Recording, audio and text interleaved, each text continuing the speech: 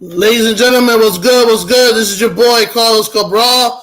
The time has come. We in a few minutes, we're gonna find out who will be the city councilwoman of the Bronx. Will it be Panera Sanchez or will it be Eve James Podcast, aka Yvette Wilson? So here we are.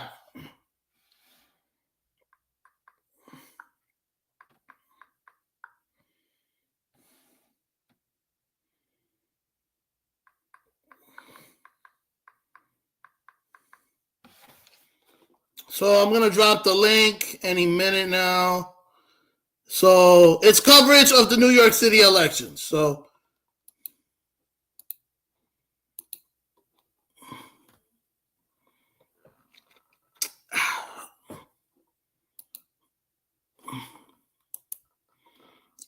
hope you guys have a great day.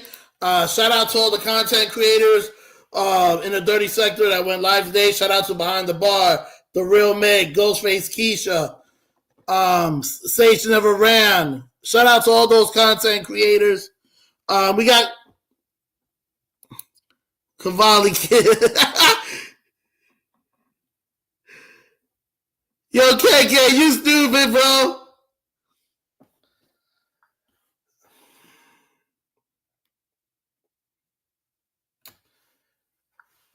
So I'm getting everything set up.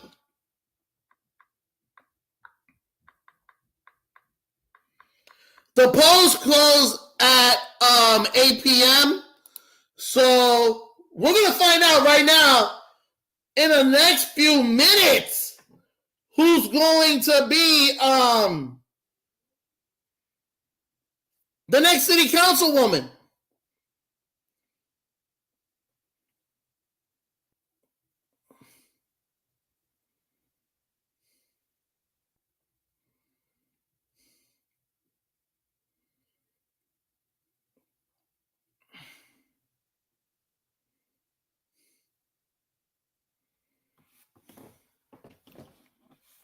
So hit that like button. Here we go. So let's see.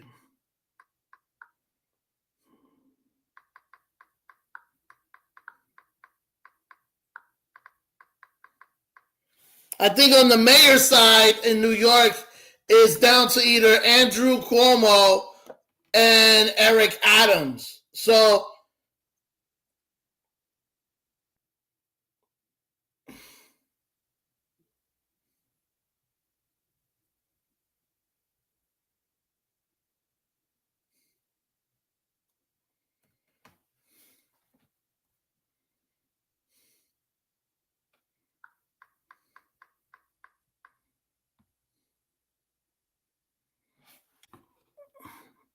we got 4 people in the building. Salute. Did I drop the link? Okay, the link is dropped. Let me see. We got New Jersey Jay in the building. My co-host for the evening, ladies and gentlemen, New Jersey Jay. Yeah, what the numbers looking like? The numbers come in yet on that monkey? Not yet, homie. As of right now, people are still voting. I think we're 8 minutes away. No, the polls close in 5 minutes. My bad. Hey, keep an eye on that 13th.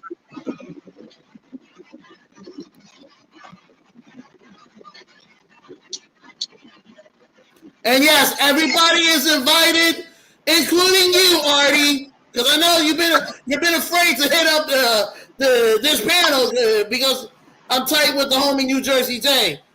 But Artie, you can hit the panel. We're not going to be violent today, and we know you supporting that gorilla. You've been putting T-shirts for her for city council. Oh, them fake T-shirts he can't print because he ain't got no money to print them. Oh, them AI T-shirts he be making. Yep. And how many of them shits you sold? How many of them shits you sold, nigga?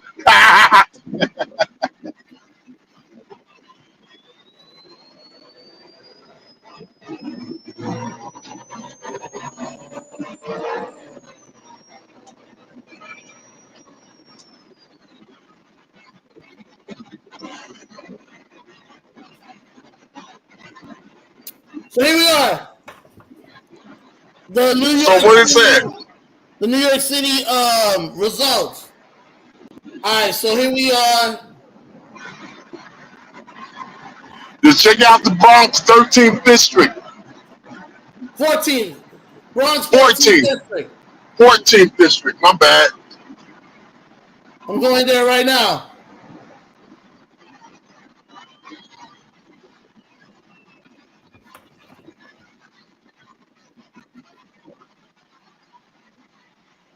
Goofy bitch ain't gonna win anyway. I don't think so either, homie. I don't think so If either. she wins, she gonna get impeached in like 2 weeks. They gonna have her out of there.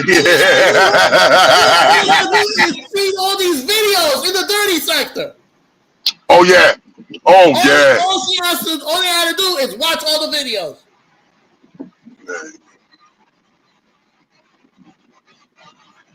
Fucking old mud duck asshole. That whole mud duck.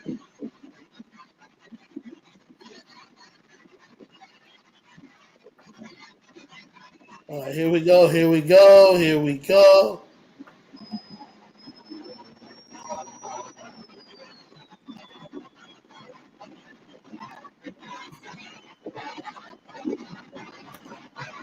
All right, let me go to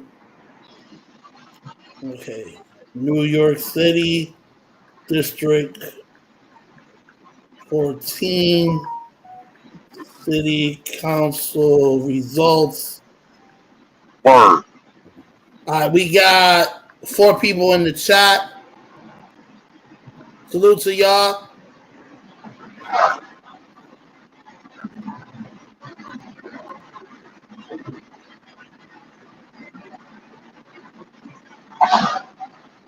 All right, this gotta be it.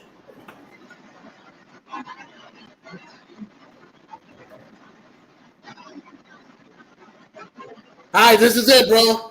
I got the Okay. pen right Yo, now. you gotta read it. You gotta read it to me because I'm driving. All right, so right now, people are still voting. The people are Panera Sanchez, Fernando Cabrera, Yvette Wilson, and Brian Vasquez. Okay. There it is. 14th District City Council.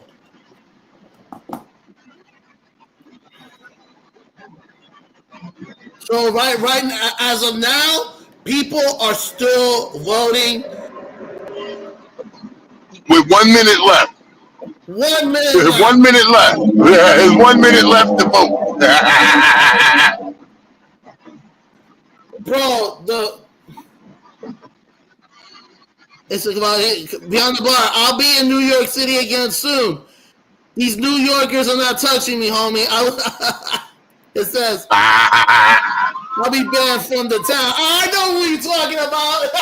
That's Cavalli saying that Chucky's not gonna touch him. Shout out to you, boy.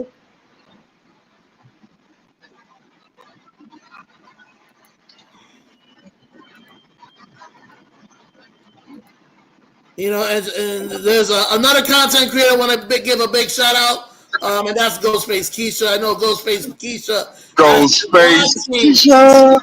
this election like a hawk, and I'm glad she's back because she's missed in this sector. Word. Shout out to Ghostface Keisha. All right, so right now, okay, perfect. So what I gotta do is set up.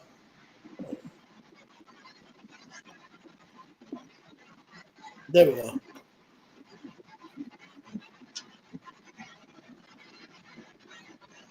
So I'm gonna set up the other live. It will have the results of District 14. Even though a lot of people in New York is a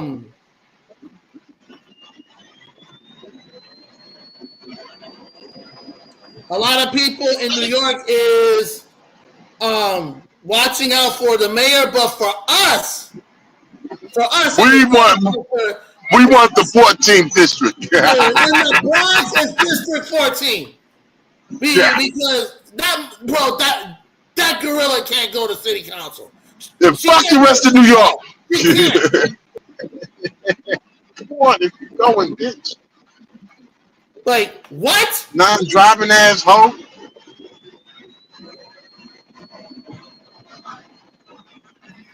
Yeah, fuck the rest of New York. We just worrying about that district right there. It's that district, District 14, which is the entire city of the Bronx. Now, I don't think the results are going to be ready like right away. They still got to tally them up. Exactly, because they have to count the votes. Yeah, they got to tally them.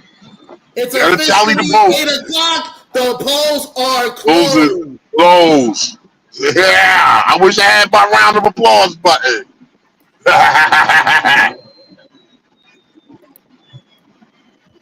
We got behind the bar in the building. We got the homie KK. Salute to 5 people is in the chat. I think I got Mick said that he's gonna come through. Right now it's still early. It's the polls are closed, and I'm looking at the District 14.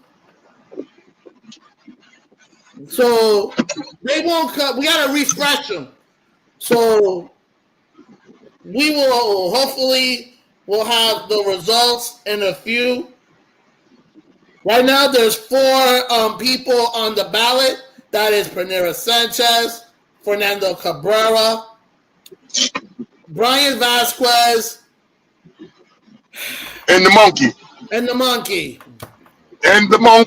Hey, listen, Carlos. I'm gonna run in the bank right quick. I'll be right back out. I'm gonna leave this on, but I'm just running the bank right quick. You got it, bro. Be right back.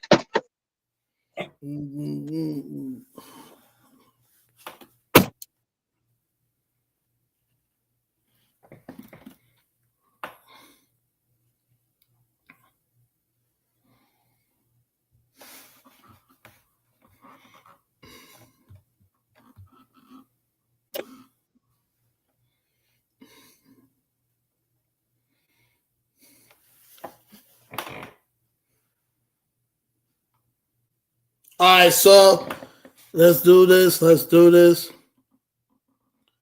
Okay, coverage of NYC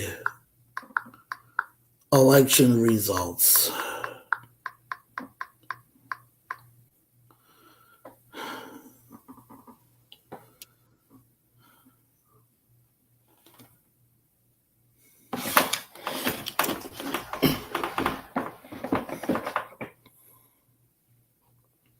All right, let me.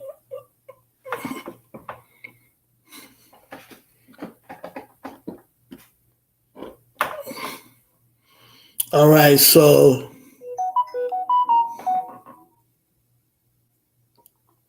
Yo, KK, you stupid.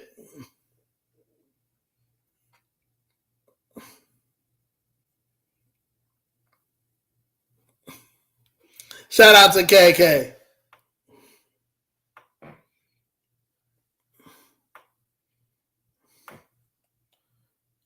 Come on.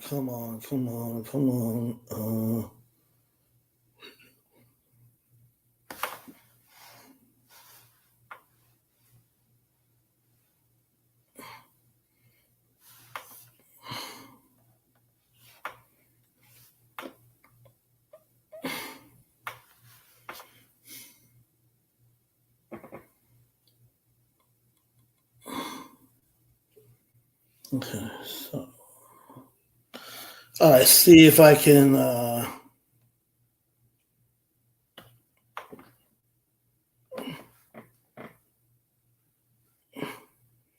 Okay.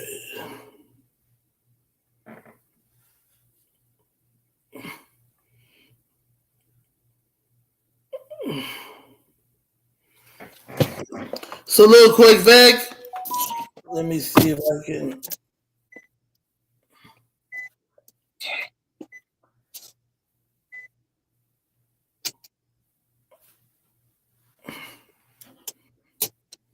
Bingo.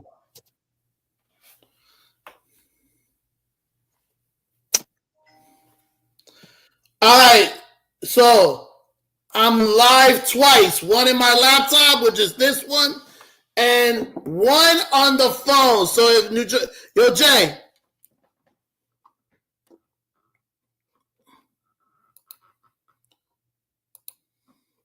So if you go to the other live, ladies and gentlemen, it will have the results of District 14. These are the 4 people that's running. E. James, Pinera Sanchez, Fernando Cabrera, and Brian Vasquez. Anybody but the gorilla at this point.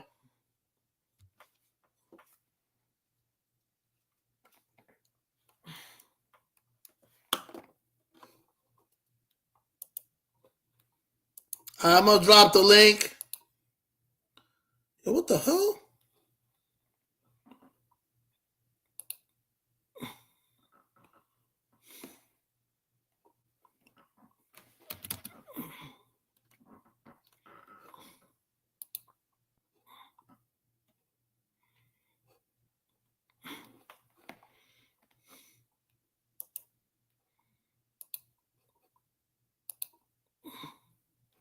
All right, there we go.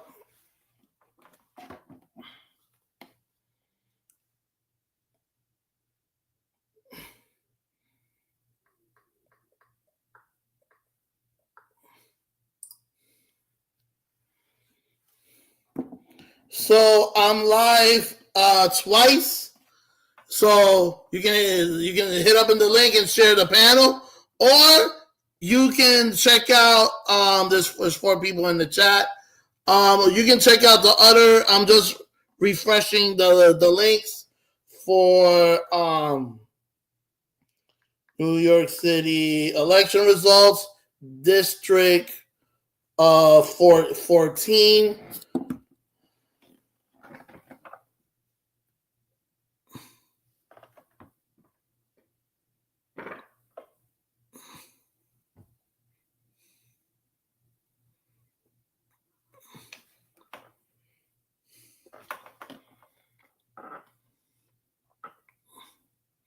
Here we go.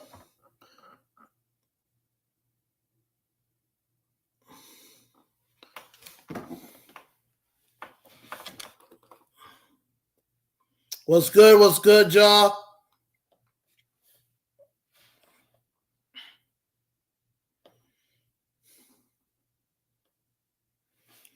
Oh, shit threw me off.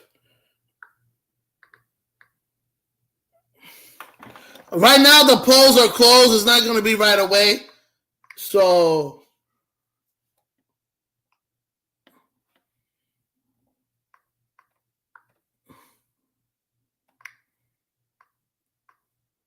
they just closed the polls 8 minutes ago.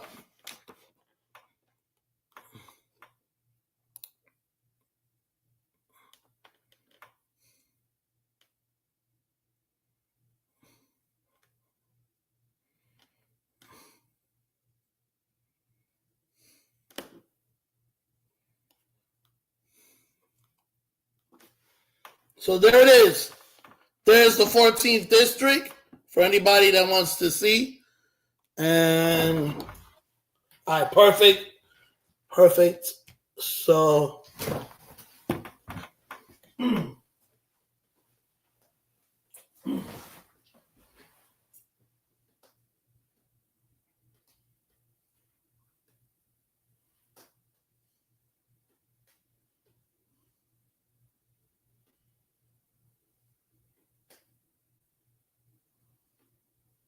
Kill me, nigga. I'm available for all of that right now, bro.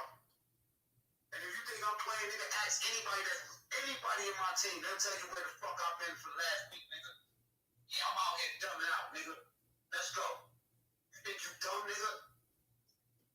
What you talking about? You're like a little sort I have my motherfucking name in all type of court documents and shit. all right, so let's go to the NYC election. Yeah, I told Meg that I'm live right now if they want to come through. So yeah, he's getting the clout right now. So salute to Meg.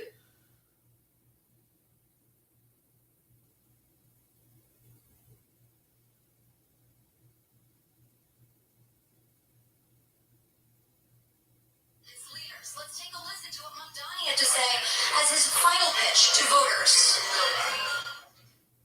It's been a joy to campaign alongside Alexander and tell the voters across the 5 boroughs to rank him number 2. I was proud to do so on an early vote just a few days ago. What we're seeing in that poll is that we are well positioned to finally turn the page on the politics of the past. And you can see New Yorkers are hungry for a different kind of politics, a politics that puts working people at the heart of it. Because no matter what borough I'm in, I hear about affordability time and time again. And New Yorkers know architect of this crisis is Andrew Cuomo. And if we want someone to deliver us out of it, it can't be that same. Remember, perfect, yes. The 14th district, y'all. We've heard that phrase from Mamdani quite a bit. He wants to, quote, turn the page on the politics of the past. Of course, he is referring to former Governor Andrew Cuomo, who has been leading in the polls all throughout this contest. Although just this week an Emerson College Pix 11 poll showed that Mamdani, in a ranked choice simulation, has surpassed the former governor and could possibly clinch the Democratic primary. Now, of course, what matters here?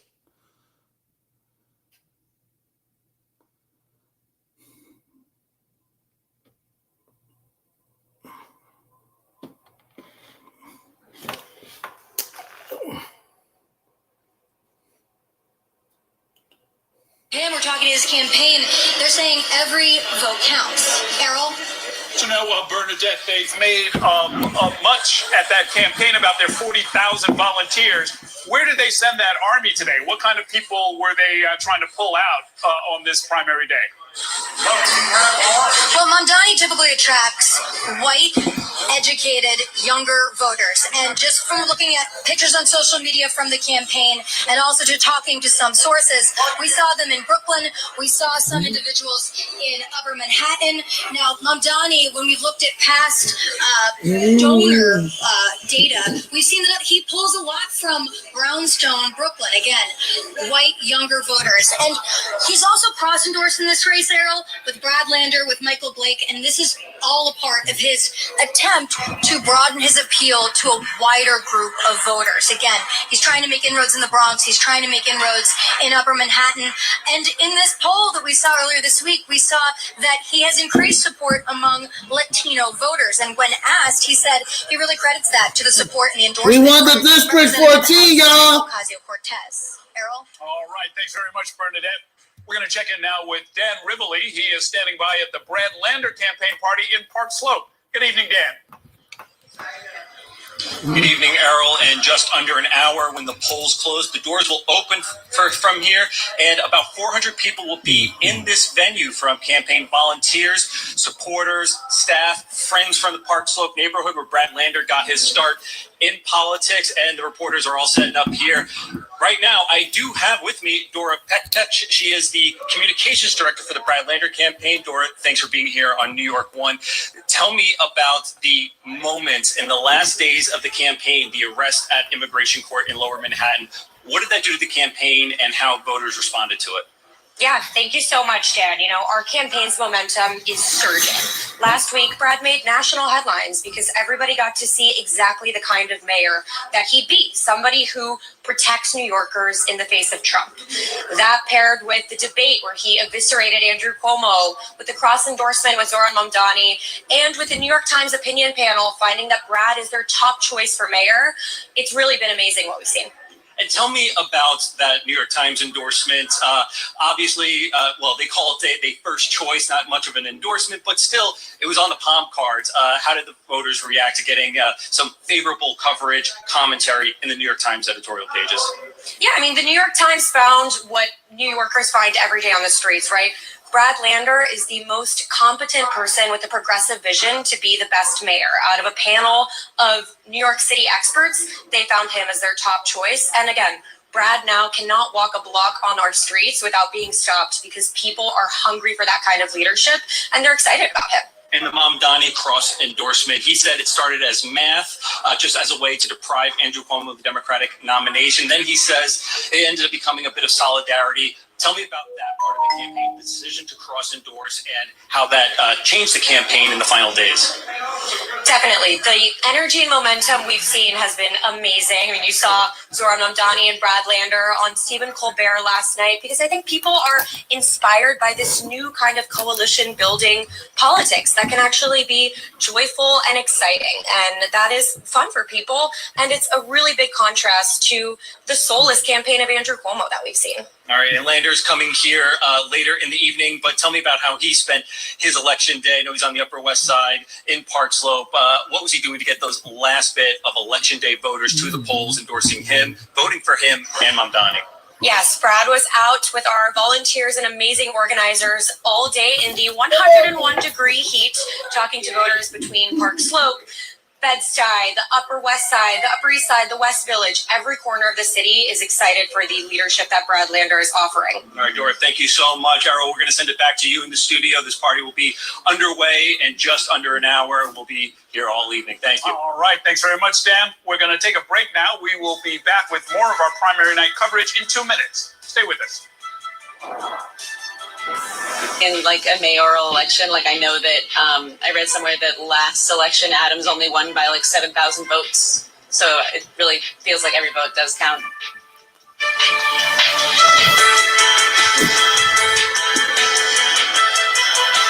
We got 6 people in the chat.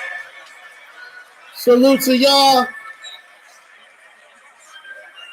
All right, I'm gonna make a pause on that. Like, yeah, I know there's the mayor's election.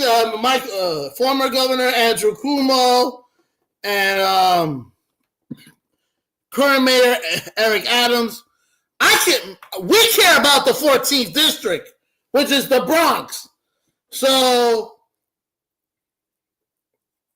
I care about Panera Sanchez getting back in there.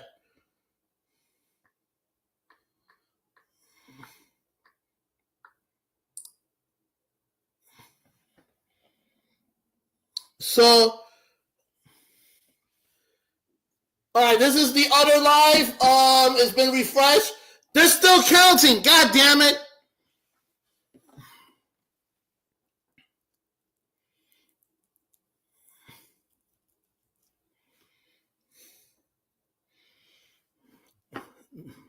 Knowing the homie Jay, New Jersey Jay, he's probably he'll be back.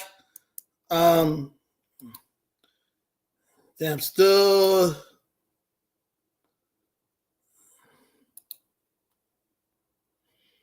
Hey, yo, shout out to Mig. Mig is lit right now.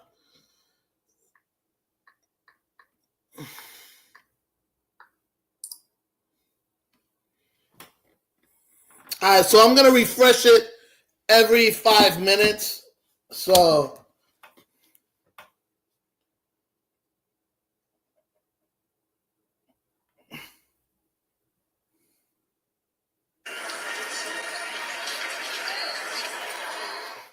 After 30 years of forecasting for New York, I've learned it takes a dedicated team. Nah, we're not going to play those commercials. Fuck that.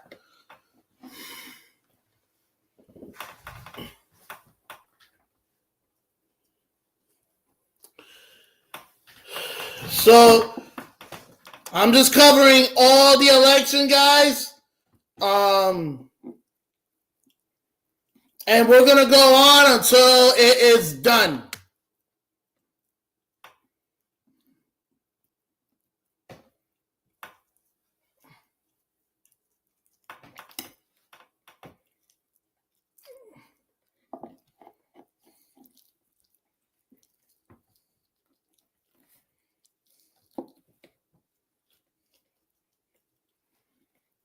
Yeah, I'm just making fish today for dinner.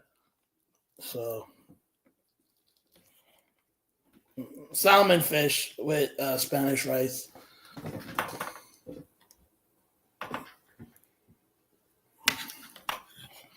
Yeah, I'm just waiting for all of it for all of this to come back. I'm not playing the commercials.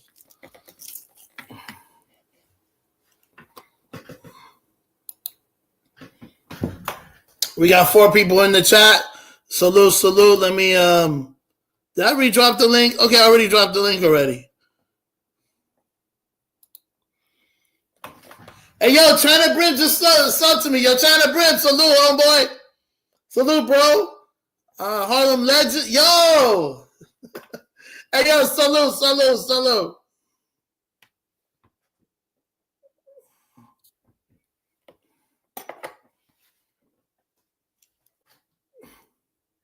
That's Mornings on One. Weekdays starting at 6. Exclusively on Spectrum.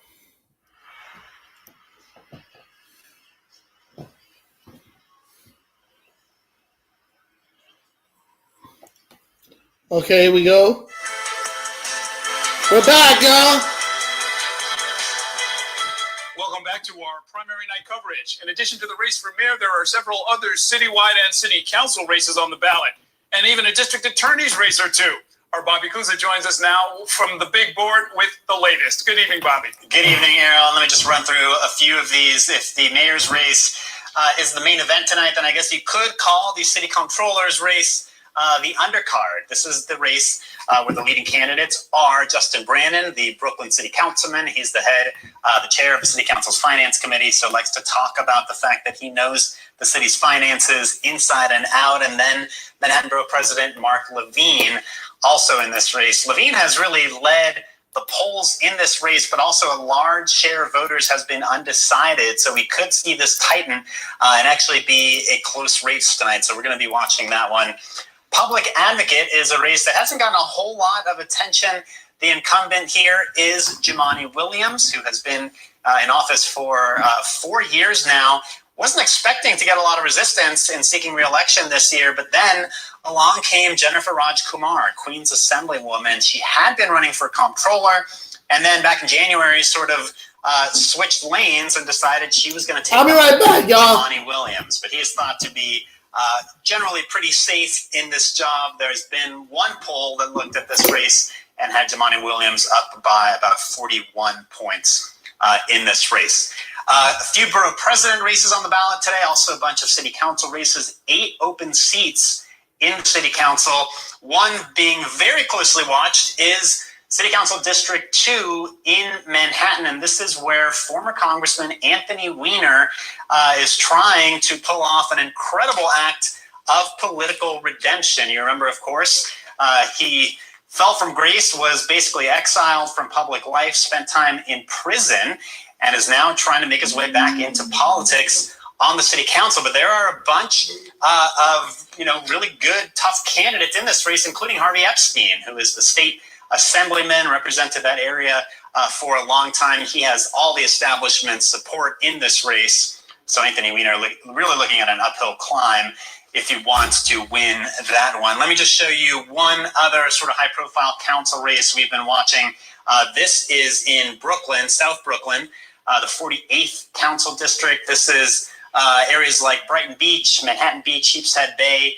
And this is where Ina Vernikov is the incumbent Republican. This is a Republican primary. She's running against Ari Kagan, former city councilman, who had been a Democrat until just about 3 years ago. He switched parties in order to run in an adjacent district against Justin Brannan, actually, but lost and is now trying to unseat Ina Vernikov. This has been a very contentious race. They've exchanged blows, including about the fact that Ari Kagan, essentially, in Ina Vernikov's estimation, is sort of a fraud. He's not a real Republican. He says she's been an absentee councilwoman, so not a lot of love lost in that one. There are a few incumbents also who are facing challenges tonight, among them Shahana Hanif, Brooklyn City Councilwoman, Christopher Marte in Lower Manhattan. They've got some tough challenges on their hands, so we will be watching those as well tonight. But at the very least, we're going to have 8 new faces on the council come next year. Okay, thanks very much, Bobby. And so, Courtney, with some of this turbulence in the city council and some of these competitive borough-wide races for borough president, does it strike you that any of this is going to... We want District 14! ...on top of the ticket campaign? Not necessarily. I was thinking of the coattails, honestly, in the controller's race from Zohran Mamdani, because there is a little bit of crossover endorsement between Mamdani and Justin Brannan. They're both endorsed by the Working Families Party. They're both endorsed by Bernie Sanders. So Justin Brannan, like Bobby was mentioning earlier, has been lower in the polls compared to Mark Levine, obviously the Manhattan Borough president.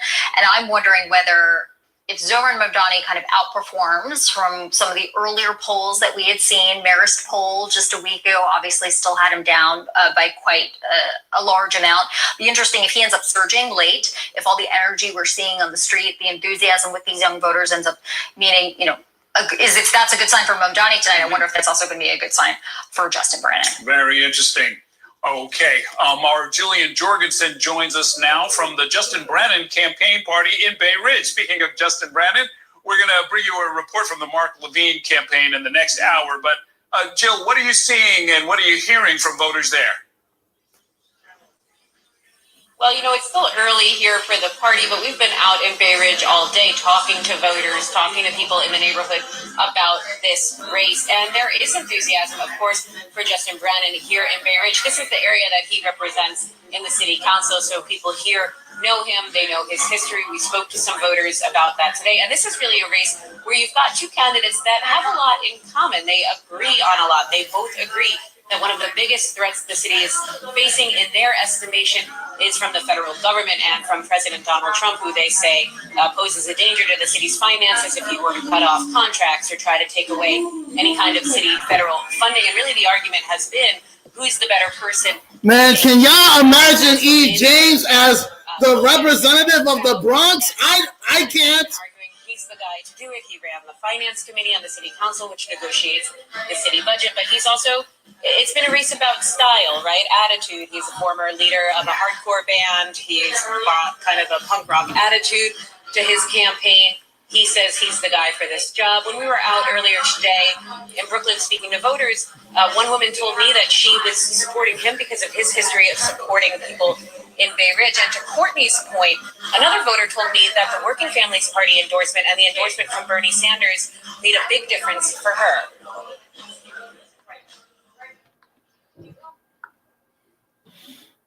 He does so much for here, Bay Ridge, especially for the seniors, you know what I mean? He has shredding events, and he has other events for, discounts. He notifies, the population. Also, if there are issues with the trains, etc., he notifies you in his newsletter. So I feel very lucky that he's here for us. So I kind of just voted along the leftist line of all different candidates who supported similar policies. Mm-hmm. And so two different rationales for voting for Justin Brannan there. One of the kind of old school, he's my city councilman, fills the potholes kind of thing, and one on more ideological bent. As Courtney was saying, will be very interesting to see if Mamdani does surge, if that will indeed help Justin Brannan, who has been behind in the polls compared to Mark Levine. Levine has more of the institutional support from the Democratic Party, has a lot of union support. So it will be very interesting to see when these numbers start coming in after polls close at 9 o'clock, Errol. Okay. So now, Jill, do you see a setup there for a live band? We might hear Justin Brannan play tonight, maybe. All right, so we got word that, hold on, the votes will be counted at 9 p.m. I repeat, 9 p.m. I don't know if he's going to be performing tonight. This is a local music venue. There are performances here, so there is a very cool stage behind me. I would have liked to do my live hit from up there. It looks really fun. So we'll see whether or not he breaks out. Happy Tuesday, Simba. 9 p.m. is when the polls are closed. Digits in parts of the city today. Voters have been feeling. That's when the numbers are going to be counted. So that means they're still voting in the Bronx.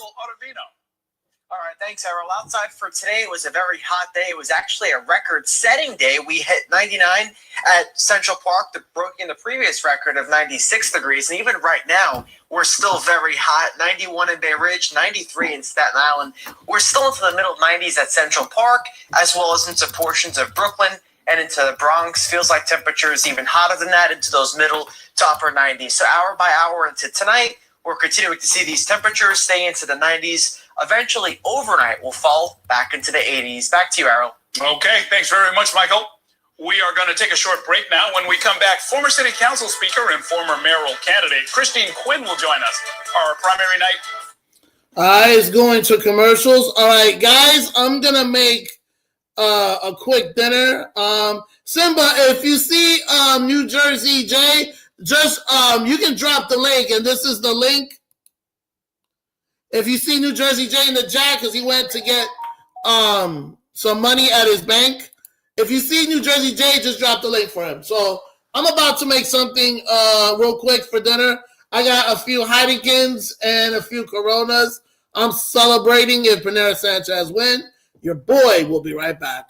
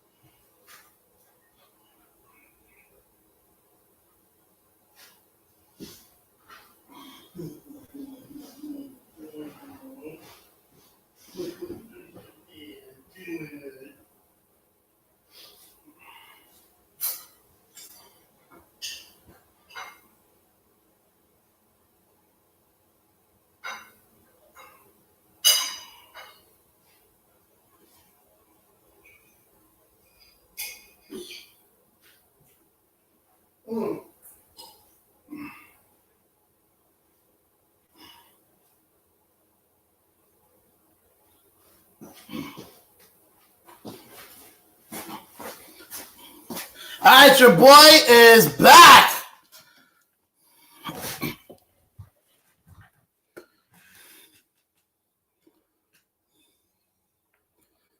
Speaker and former mayoral candidate Christine Quinn will join us.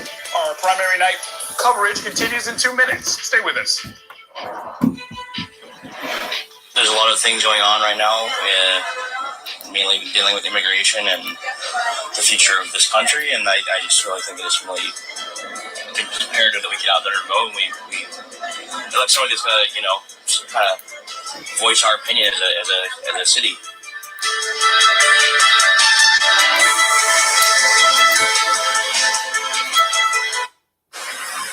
Remember, we want District 14.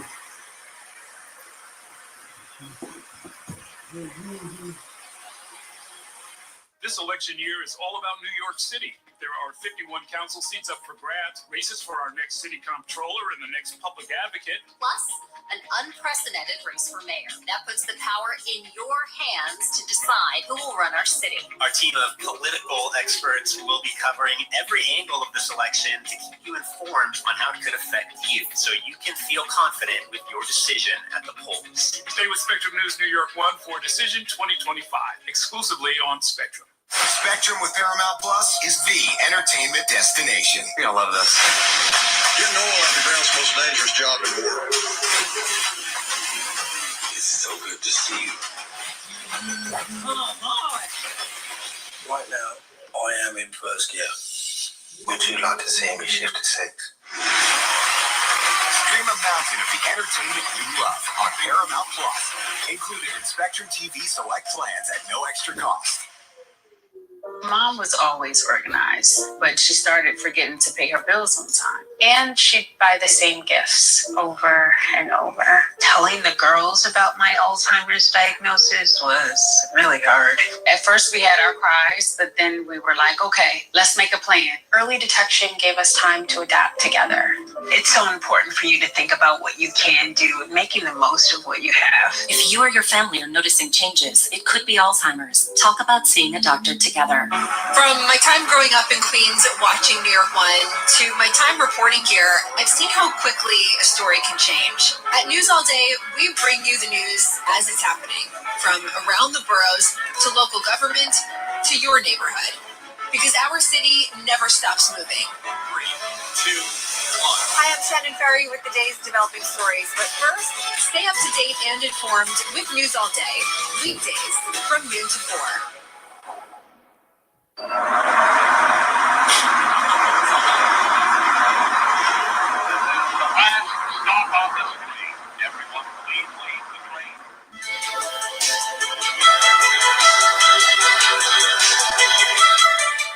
Welcome back to New York 1's primary night coverage. All 51 city council seats are up for grabs this year, but that doesn't mean the council will look much different come January. Most incumbents have no primary contest, but 8 council members are term limited, which has drawn a slate of new candidates who want to succeed them. Joining me now to talk about those races and the Democratic primary for mayor is the former city council speaker, Christine Quinn, who's also a former candidate for mayor. She serves as vice chairperson of the New York State Democratic Party as well. Good to see you, Madam Speaker. Thanks for joining us. Of course, thank you. So talk about your time as a mayoral candidate. What happens on the actual day? So if you guys just joined us, the polls will be counted at 9 p.m. now. The votes will be counted at, I repeat, 9 p.m. That's 20 minutes from now. Hey, what are the candidates doing? What happens when they wake up at 4 or 5 in the morning, if they got any sleep at all? Yeah, exactly. It's a lot of tossing and turning the night before. Well, you basically try to traverse the city and go to as many poll sites or high traffic spots as possible. You probably go to a poll, right at 6-ish, then go to a subway stop or a very big bus stop. And it's just spot to spot to spot, meeting up with volunteers, talking to voters, trying to get those last few voters whose hands you can shake to decide to vote for you. Do all candidates follow pretty much the same general strategic flow, meaning you do a canvass, you find out who's with you generally, and then you, on election day, try and get those people to the polls? Or are there a lot of different ways to try and win this kind of a race? I mean, I think most campaigns do that because it's successful. It's made a difference. I think we've seen in this race, some of the candidates, like Mamdani, really utilized social media in a way that was pretty noteworthy and distinct and different. So I bet he had a pretty social media driven GOTV as well as a door knocking, phone banking GOTV. We spoke earlier with a panel of South Asian activists, political activists who run political clubs, and they're talking about an emerging community. Between that phenomenon as well as the youth vote that seems to be really excited about Zohran Mamdani, what's your sense? I mean, it's kind of elusive. You can sort of feel it in the streets or smell it in the air, so to speak.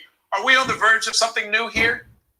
Well, look, nobody, if you had asked them, not even a year ago, 6 months ago, maybe 4 months ago, if this would be a race between Cuomo and Mamdani, no one would have said that was right. No one would have thought that. And that is what this is. And I think that's really, noteworthy that there's been this surge of excitement. By some accounts, I've heard he has as many as 25 to 30,000 volunteers, which is just, remarkable. So we're in a place no one expected to be. I do think it also speaks to the emergence of the South Asian community. We have South Asian city council members now, and I think that's a really important thing for leaders to recognize as it relates to how you're delivering services through across the city. The actual proposals that Zohran Mamdani has been proposing, things like making the buses fast and free, freezing the rent, providing grocery stores that are municipally run in order to help people with their food costs and so forth. Are those proposals sort of compelling, or is this more about personalities? Well, I think those proposals speak to affordability. And every voter you see on TV or hear on the radio, one of their biggest concerns is how expensive life has become in this city and really in this country. And those proposals, speak to that. Will all of them be able to be implemented if he wins? No, probably not. But he's on point and on message about what New Yorkers are really concerned about and to some degree angry about. So he really kind of has captured the moment, which is really what you want to do when you're running. If he ends up winning, it'll be the third race in a row for mayor where the person who was the longtime front runner did not win, which is just an interesting thing. Very interesting. Yeah, I mean, look, we've never seen anything like the Andrew Cuomo phenomenon, meaning he was governor for more than 10 years, and there's no history of governors running for mayor. Is he a sort of a quasi-incumbent in a lot of people's eyes? I would say he is a quasi-incumbent, and the way the race was run by the Cuomo people, it really focused on his record and his accomplishments when he was governor. So that really further made that kind of incumbent position stronger and more apparent, as opposed to Mamdani, who is running on ideas and what he will do, not what he has done, which is more of what Cuomo was running on. I wonder if you think more of these candidates can or should be talking about how they would work with the city council. There are a lot of things that they're talking about that really won't work unless the council comes along with them, right? Yeah, I mean, look, some of these, big ideas are ones that you're absolutely going to need council legislation or land use action on. Everybody has said they want to build more affordable housing, which is a good thing. But you can't do that all on your own if you're mayor. You need the city council, as we saw with Mayor Adams, with the city of Yes. You need the council to help you both from the capital budget, but more significantly through the land use powers that the council has. And I think, it's a hard thing to talk about in the campaign because it's kind of in the weeds that you're going to work with the city council. But the day the race is over and it really gets to governing, there's going to need to be a collegial partnership relationship. Otherwise, it can very easily go to gridlock at City Hall. Right. And now we're here talking politics tonight, but your day job is as the CEO of one of the largest contractors with the city, providing services to families, women and children in particular, who are homeless and in need of help. What does the next mayor need to do to help address that problem? Well, the next mayor needs to make homelessness a top issue on their priority list. And I will say, I haven't heard enough about solutions to homelessness during the race. So one, that needs to be very, very high on the agenda because we are again at all-time record highs of people in shelter. There are more children in shelter than there are seats in Yankee Stadium. And that is really a crime. We need to make sure that shelters are funded in a way that they can help people move out of shelter quickly and into permanent housing and living in permanent housing in a stabilized way. They're going to need to undo some of the negative things. Have you guys heard that? What she just said? The council representative, their job is to fund money to make sure New York keeps going. Y'all sure Eve can handle this? I mean, she's on the ballot. But let's continue. The erosion of the voucher program that Mayor Adams is doing right now. They also need to make sure that there's a clear connection within the affordable housing that's being built for very low income apartments, so that the new affordable housing really is connected to shelter and helping people move out of shelter. Okay, last question. That 2013 race for mayor was really unforgettable. You and a cast of characters. We did so many forums. There were so many debates. There were so many twists and turns. Do you get the feeling in this particular race this year that you got to know who the candidates were, that you got a sense of the campaign working to sort of put ideas and personalities in front of the voters in an effective way? Yeah, I think there were less of those forums, which is probably a good thing, because I feel like in all of those forums we were kind of talking to people over and over again. So I think the campaigns have done, a good job of getting out there.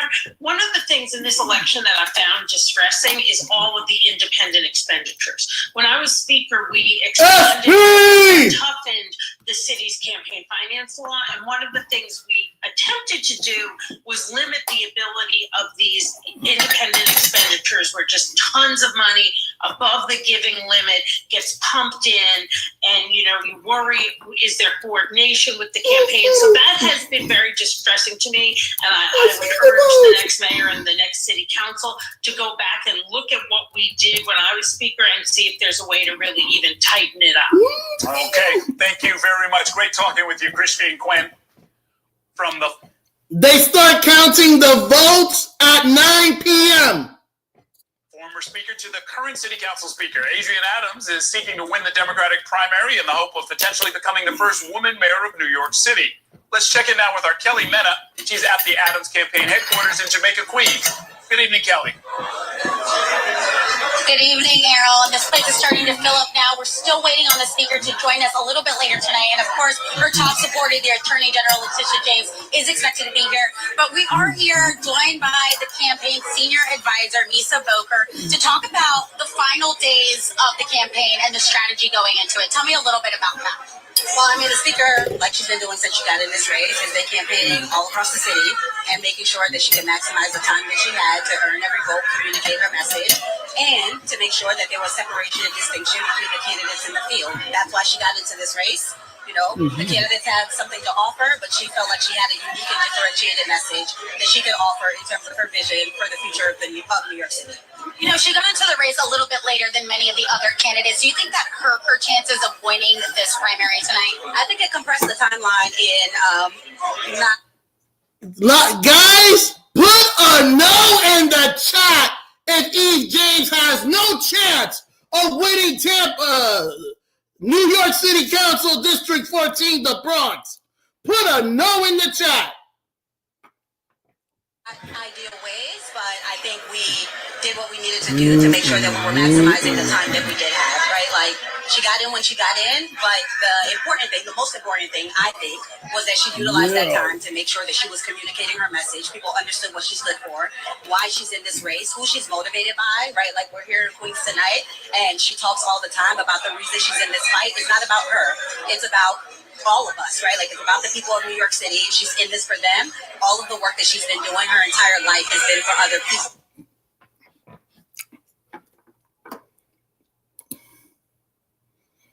Do you hear this woman? Do you hear this woman? Yo, mama, she's not in to run for city council for a better woman. She's doing it for herself, and she'll probably use your resources in New York City to find Keisha. That's probably why she's running for city council. She wants a better life, and she wants to find Keisha, in my opinion. Continue. I just want to say fuck you to Gabe the Bronx Legend in 1609 for giving her that money. That's wasted resources. Continue. Not about her own personal gratification or fulfillment. And that's how she's run this race. She stayed focused, she stayed disciplined amid structural challenges relative to the compressed timeline. But, you know, even with that, she has been doubling down and tripling down on what she stands for and what she has to offer the voters in New York City. Where do you see her finishing tonight? You know, the most recent poll yesterday put her at a distant 5th place finish. Do you think that she can finish better than that tonight? Well, I'm not in the predictive game, so I think we're going to wait and see, right? They're saying, do you hear this to the 3 people in the chat? She's placed in 5th place.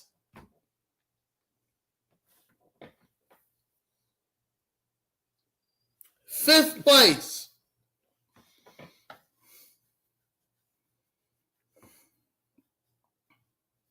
Artie, you need to explain this shit.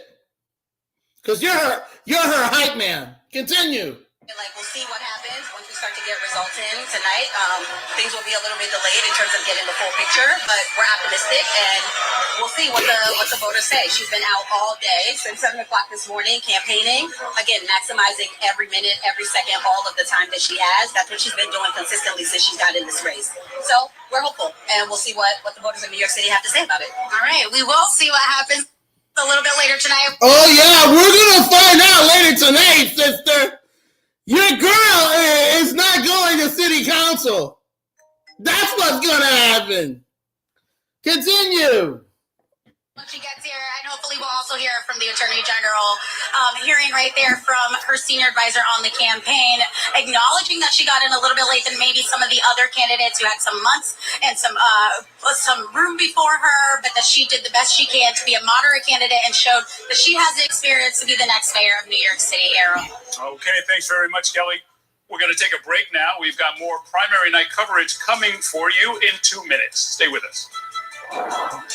I think experience matters, but I wouldn't vote for competence if I didn't think that somebody had values that would look out for all New Yorkers. I love some of the fresh voices, and there were so many qualified candidates.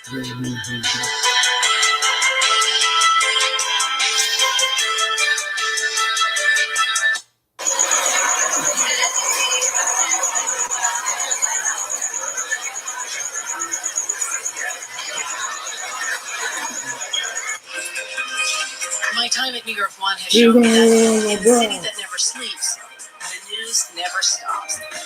So as the day winds down, turn to the rush hour to catch up on the stories that matter across the 5 boroughs, with in-depth interviews from the city's newsmakers, plus the latest forecast.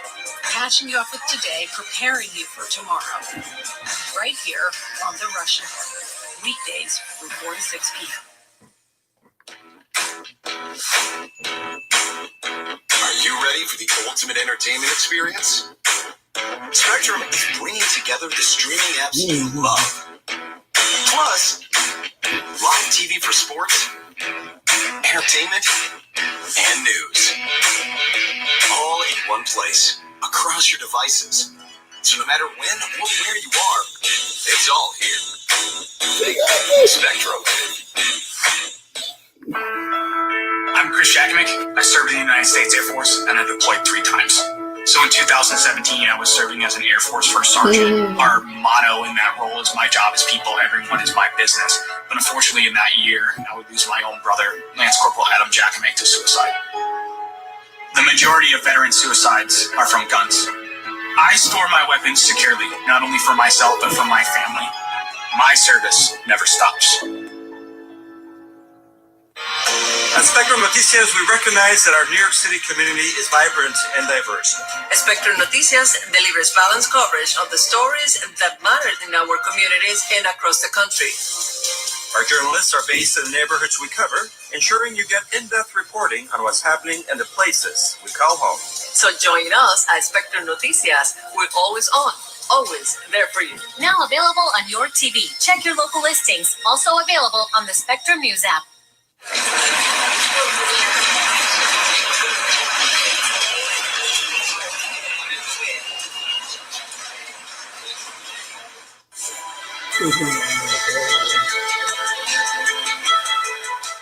Welcome back to New York One's primary night coverage. The polls are set to close in just a few minutes at 9 p.m. Let's send it over to our Courtney Gross over in Studio N. She's analyzing tonight's primary elections with a panel of experts. Courtney, take it away. That's right, Daryl. In just a few minutes, like you said, polls will close around the 5 boroughs. And while early results may give us a good idea about who is leading tonight, it will likely be, like we've been telling you all night, it could be about a week before we call a winner in many of the races, including the Democratic primary for mayor. So let's bring in a couple of experts to break it all down. I'm joined by Trip Yang, a Democratic consultant and longtime campaign manager for incumbent public advocate Jumaane Williams, and Teresa Gonzalez, a Democratic strategist who worked in the Bloomberg administration and who now works with organizations and is on the chair of organizations like the New York Immigration Coalition. She's a partner at Bolton St. John's and also worked on the New Majority NYC, which obviously wanted to bring more women into the city council. So bringing it, taking it off tonight, let's just take 1,000-foot view. What are your expectations tonight? What are you looking for? And Trip, let's start with you. Well, first of all, thank you so much, Courtney. I'm just glad to be here with the great Teresa Gonzalez. With that's maybe 10% of her resume. So it's just an honor to be here. But look, this is an incredible night. This is our Super Bowl here in New York politics. And the big storyline here is Zohran Mamdani, 33-year-old socialist state lawmaker. He has outperformed all of these veteran public servants and leaders. He has gone toe-to-toe with the great Cuomo dynasty. And so we will see if he'll win or not. It feels like a toss-up, but in many ways, Zohran Mamdani and his movement, his charisma, his authenticity, his crisp communication on affordability issues, which New Yorkers clearly care about, in some ways, he's already won. I mean, Teresa, just thinking about, I've always thought when it comes to elections, whoever has the momentum going into election day, I don't want to say always turns out victorious, but ends up maybe surprising some people. Are you expected to be surprised tonight? Obviously, so many polls over the course of this campaign had Andrew Cuomo up by double digits. We in the press for many months thought he was inevitable, that he was going to be the next mayor of New York City. And with this Emerson poll coming out this week, showing that really Mamdani had potentially a chance in this thing. I mean, what do you make of what we could see tonight? I think that's the theme of this campaign season is we're not sure what to expect. I would say I agree with you. If you asked me 2 months ago, I would have said there is no race. This is Andrew Cuomo's, mayoralty. And now with this kind of renewed energy and kind of the last mile here, we're seeing something that could be completely different than what we expected. So I think this entire campaign season has been one big surprise leading up to tonight. And I actually think that the momentum is going to continue after. It's going to take a while for us to find out the results of tonight. But then there's this whole other race happening after in the general, right? And so I think the surprises are going to keep coming. But I will say the entire campaign season for me has been unexpected. I mean, we've talked about this actually before we came on air tonight, is that with Andrew Cuomo races in particular, I define it as a progressive mirage, going back to Zephyr Teachout, Cynthia Nixon. There were many times covering Andrew Cuomo and his races for governor that we would think that a progressive really had a chance to beat him. But it turns out when we look at those election results, he gets a 30%.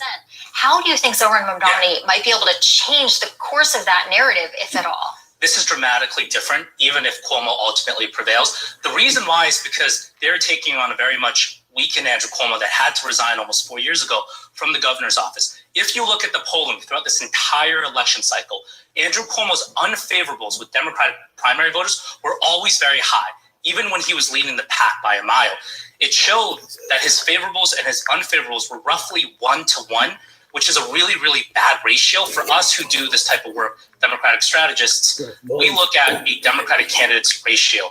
A good one is 3-to-1, 2.5-to-1. Zohran Mamdani's is often 3-to-1. Brad Landers is 3-to-1. Adrian's is also pretty favorable as well. All right, guys, they count the votes at 9 p.m. Ceiling, he had a high floor, but it looks like they're giving New York a few more minutes to vote. Maybe it could have been Speaker Adrian Adams. Maybe it could have been Comptroller Brad Lander.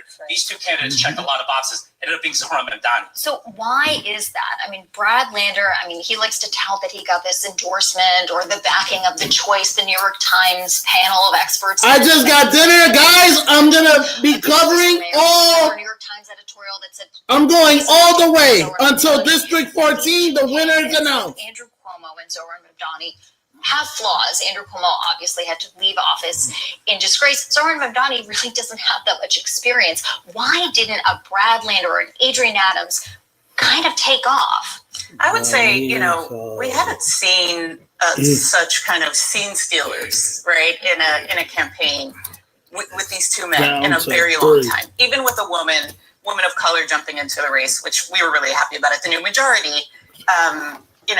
Both of these folks suck all the air out of their room. And so it got very easy to get lost in that, I think, for some of the other candidates, regardless of the fact that Brad has been doing this for a long time and has his own strong political career.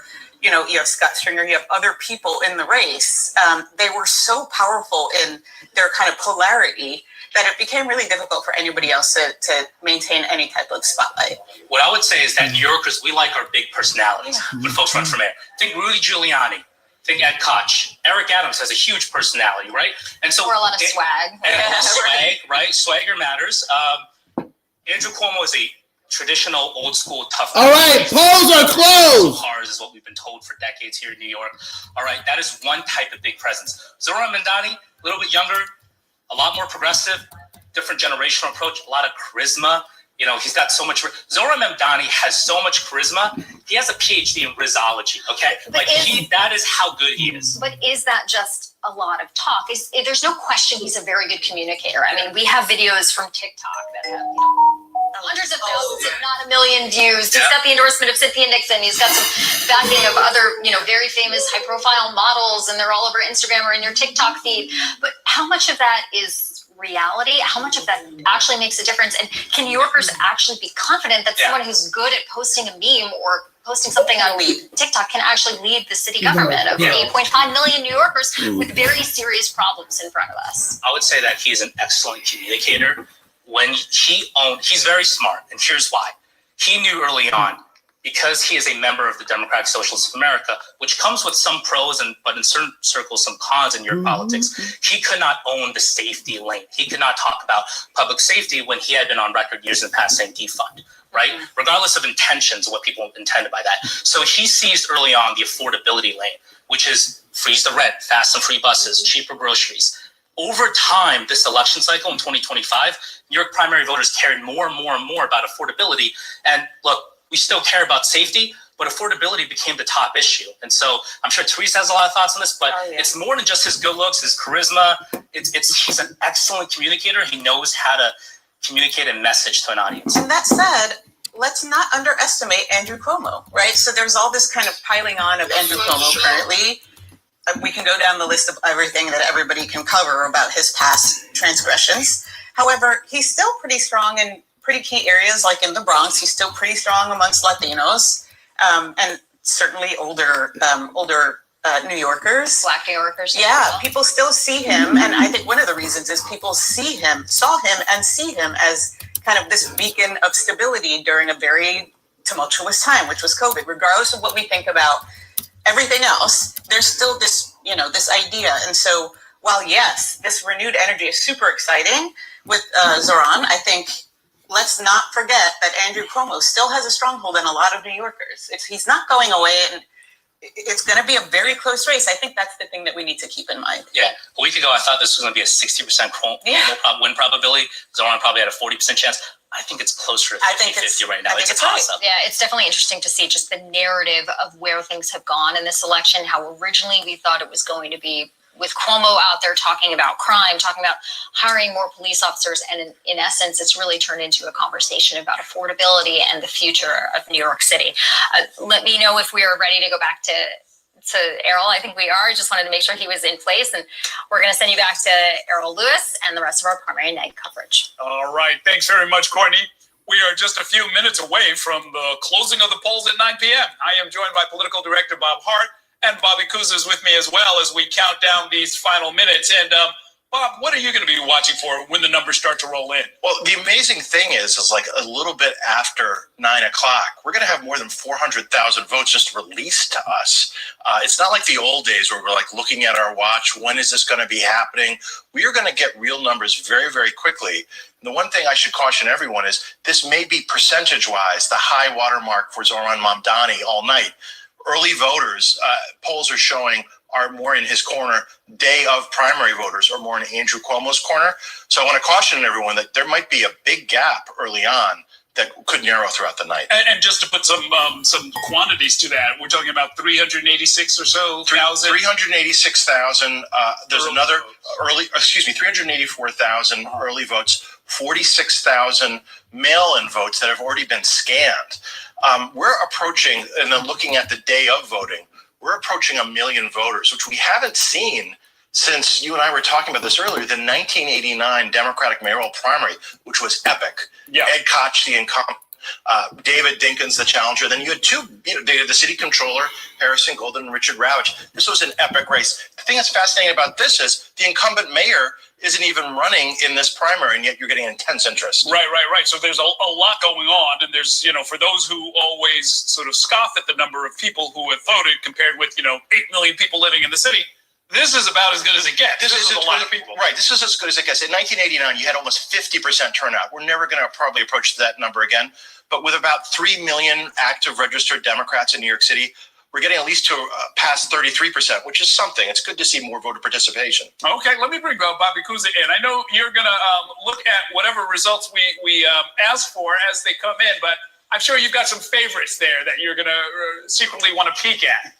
I mean, there's some council races that we're interested in. I mean, among other things, we've been talking about some of these sort of exiled politicians trying to make a comeback. Anthony Weiner in a Manhattan City Council district. Fernando Cabrera is trying to come back and reclaim his old council seat. In the Bronx, Reuben Wills, you remember Reuben Wills, who went to prison and had his conviction overturned. He was trying to reclaim his old city council seat in Queens. So a lot of storylines we'll be watching, and we cannot remind people enough that we are not going to know the winners of the mayor's race and possibly some of these other races with multiple candidates tonight if nobody gets more than 50% of the vote. And let's remind people, 4 years ago, Eric Adams finished election night up by 9 points on Maya Wiley. He was up by about 11 points compared to Catherine Garcia.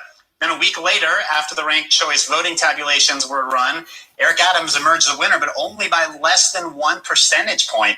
So ranked choice really does make a difference, and we're going to have to issue a lot of caution at the end of the night, depending on where things land, because the outcome may really not be clear. It really is striking, Bobby. You're saying Reuben Wills, who ended up going to prison, Andy King, who was kicked out of the city council for misconduct, Anthony Weiner, who went to federal prison for his own misdeeds, are all on the ballot tonight.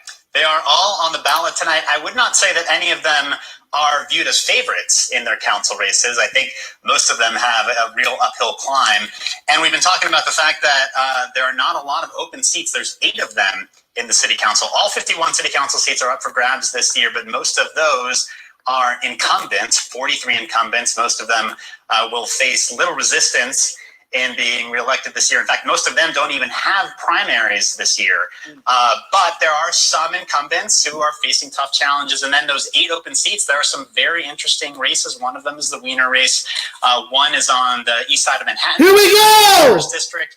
That is a very crowded, competitive field, including Virginia Maloney, who is the daughter of longtime Congresswoman Carolyn Maloney. She has thrown her hat into this race. District 14, District 14, District 14.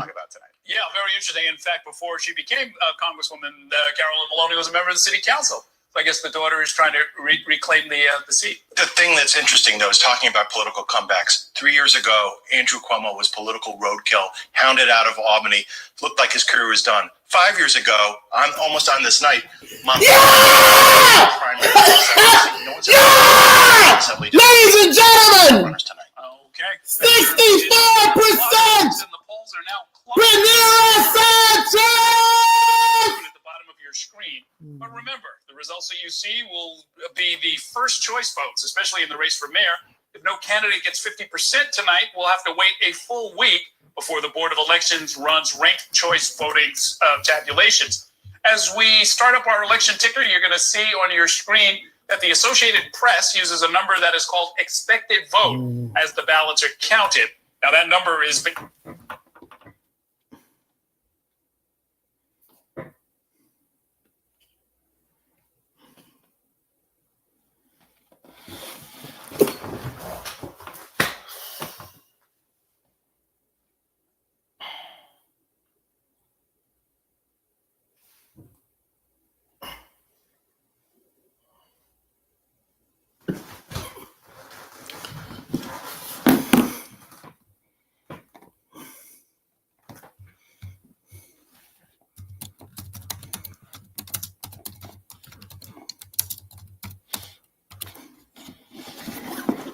Woo!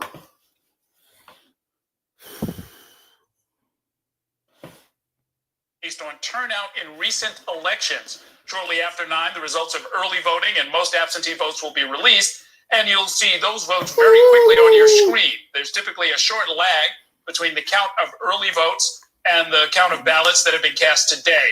Also, as a reminder, absentee ballots can be postmarked as late as today, so there will be a few outstanding absentee votes to be counted after tonight, which could matter in a race that is very close.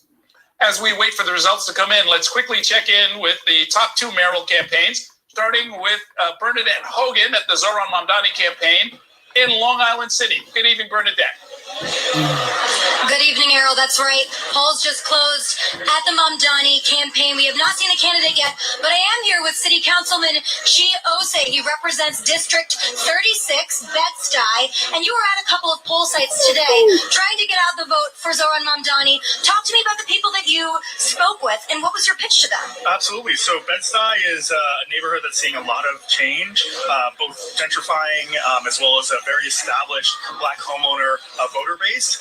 And I posted up at a site where a lot of the traditional Black residents go to vote, and I saw that in my election 4 years ago, and I was shocked to see that it wasn't even a mix of feelings around Mamdani or Cuomo. There was a lot of support for Assemblymember Mamdani at this poll site. And you also were one of the youngest elected to the City Council at age 23. Ladies and gentlemen, These voters about his alleged inexperience, his only 2 terms in the state assembly. That was not brought up once at these poll sites. You know, there was one reference around Vanessa just wins, y'all. That I heard as a concern from these voters. And as soon as, myself or one of the other canvassers pushed back about that claim, that voter was easily persuaded to voting for Mamdani. Talk to me about Andrew Cuomo, because he does poll the best amongst Black voters. Why do you think that is? And why do you think that was a different story when you talked to those voters earlier today in Bed-Stuy? Absolutely. Well, I think a lot of older voters, a lot of older Black voters have heard the Cuomo name for some time now, not only through Andrew Cuomo, but Mario Cuomo. And during this race, I think they wanted to vote for a name that they recognize on the ballot, and that was Cuomo. But I think over the past couple of weeks, that's changed through the rigorous campaign that Mamdani has been running. His extremely well debate performance, as well as the ground game and reaching voters who have not been reached by the Cuomo campaign in person. I think that really changed the tides in terms of what I was witnessing on the ground at the poll sites today. Now, regardless of the outcome, say Mamdani is not successful tonight, would you like to see him continue to go on? He does not have the Working Families Party line yet, but would you like to see the WFP consider or give it to him to go on into the general election? Zohran Mamdani and his entire campaign team ran a masterclass type campaign this election season. I truly believe that they will win this election. I don't even want to talk about any other ballot line come in November. I do believe I will be casting a ballot or casting a vote for Zohran Mamdani on the Democratic ballot line come November. Great. Thank you so much, Councilman. So, Errol, again, we're talking to Chi Ose, Democratic City Councilman from Bed-Stuy, saying that he was able to possibly turn a couple of voters in favor of Zohran Mamdani against Andrew Cuomo. Back to you. All right. Thanks very much, Bernadette. We'll get back to you a little bit later. Right now, we're going to talk to our Bobby Kuza at the big board.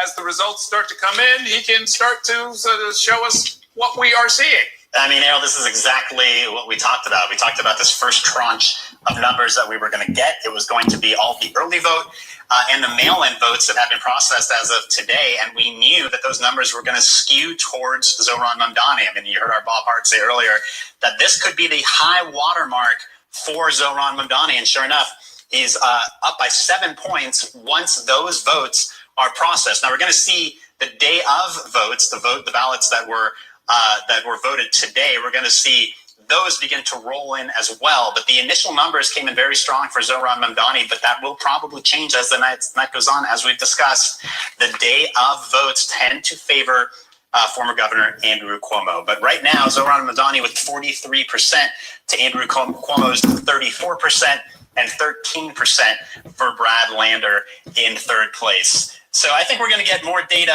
pretty quickly. By the way, Adrian Adams, City Council Speaker, in fourth right now with just 4%, low single digits.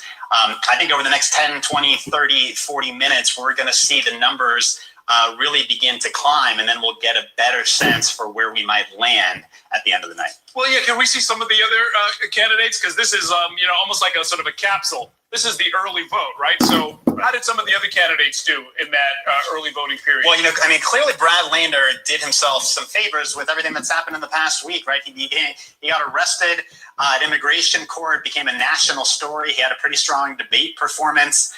He, got the, not the endorsement per se, but, he got a lot of support from this New York Times opinion panel. And he's at 13%, which is a little bit higher than he had been doing in some of those recent polls. So those are clearly the top three. There's some space between Brad Lander and Adrian Adams in fourth place. Scott Stringer in fifth, just 2%. And then everybody else is down at about 1% or below. Zelnor Myrie, Whitney Tilson, Jessica Ramos, who effectively dropped her campaign, and Michael Blake with only about 1,400 votes total, looking at the raw vote total. So he talks about this being a two-man race, and that is really what it looks like it's going to come down to. Although we should point out, Brad Lander in third place, he's going to accumulate some votes, and assuming this then goes to a ranked choice tabulation a week from now, it's going to make a big difference who those Brad Lander voters ranked further down their ballot. If they had Mamdani ahead of Cuomo, those votes will then go to Mamdani once the tabulation is run. So, a lot of moving pieces here with ranked choice voting. I think the better that Brad Lander does, the better it becomes for Zohran Mamdani tonight. Okay, very interesting. I have Courtney Gross here with me in studio, and in some ways, not a surprise, right, that Mamdani would do well, but it really sort of sets a marker, right? If he's 10 points ahead now, 10 points ahead, if he can maintain that through.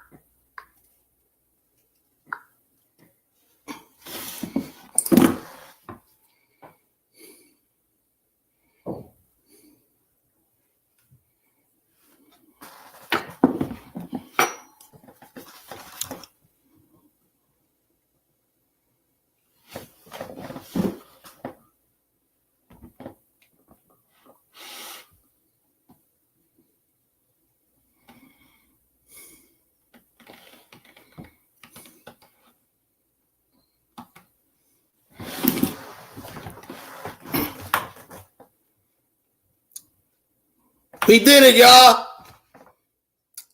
It's over.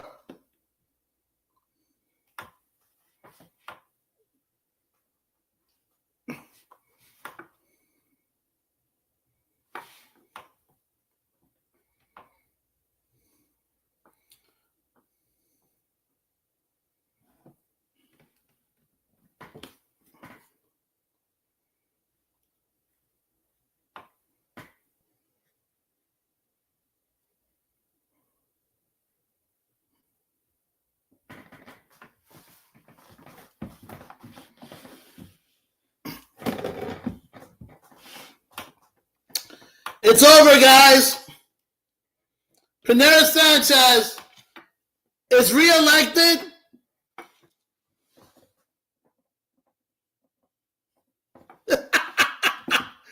Yo, it's officially over, everybody. E. James is disqualified. Pinera Sanchez is officially reelected as Bronx City Councilwoman, District 14.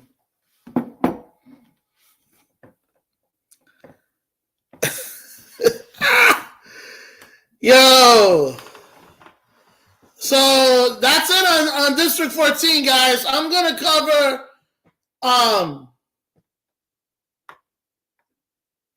the rest of the city council race. But enjoy the rest of your night, guys.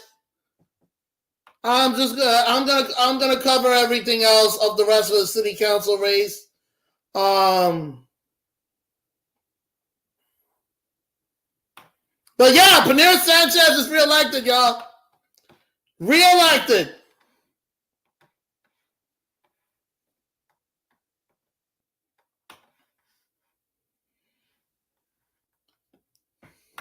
I believe to my core that public service is the most honorable profession. And when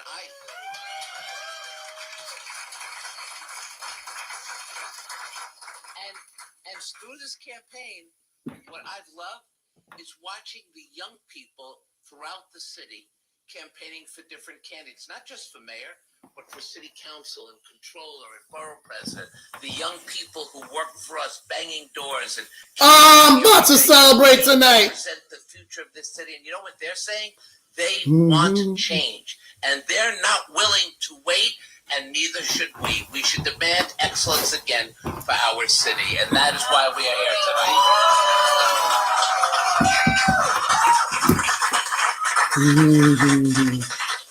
Now, I have to just say, I've been with a lot of you for decades, and we've won some and we've lost some. But at the end of every campaign, we acknowledge that we just like this, and we're good at it.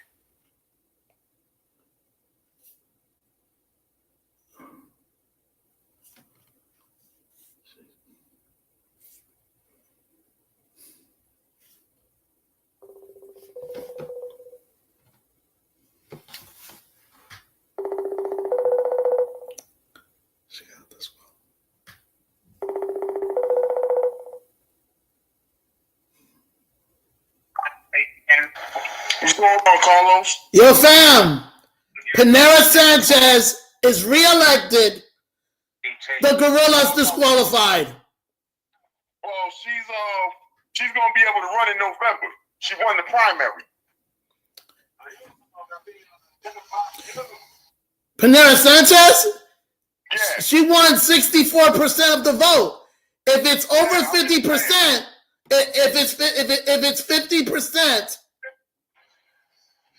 she's. Oh, you're right. She's going to run in November. It depends on. This is the primary. This is the primary. It depends if there's a Republican running on the Republican side. If there's no Republican, then she's going back to city council. She won the primary. I forgot about that. Yeah, it's primary. The regular general election in November. It's in November. That means she won the primary and she's qualified to run in November. That's all that means. That means the Gorilla's done. Yeah, she's done. Yeah. Yo! she wasn't even on the ballot. She didn't qualify. She didn't qualify. She got disqualified. She didn't have enough signatures. No signatures or money. She didn't have enough money. They reported she didn't have enough money or signatures. But yo, I'm turning up, man. I'm about to turn up. But you in line today or you going live tomorrow? I might go tomorrow. I'm not too sure. Well, all right, fam. Let me let you go. Enjoy your night, fam. I know I'm enjoying mine. Later, homie. My man. All right, guys. If you want to cover, join me on the rest of the New York City election. That's my homeboy, New Jersey Jay. Let's find out who wins on the mayor side. Will it be Eric Adams or will it be Andrew Cuomo? West Side has always been to me, and that is what people in city government has always been to me. So I just want to say to all of you, better days are coming. Look, let me give you just a quick state of the race. So based on early returns, I'm going to need a late surge around 11 o'clock, okay? So will you stick around? But whoever ends up winning this primary, and we're probably not going to know tonight, we also have to recognize that once we have a mayor, a new mayor, we have to be part of this. So we all have to go back and do what we've always done. We have to organize on the most local level. We have to organize our friends and neighbors. You know what we're facing in Washington. You know what we're going to face as we constitute a new government in New York City. We have to be in this, all of us together. And let me tell you one thing. I ain't going anywhere.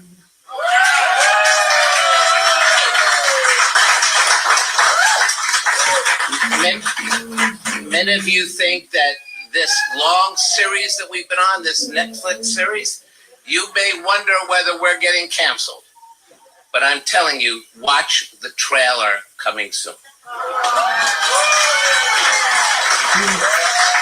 So I just want to say some personal things. First of all, you don't do a campaign by yourself.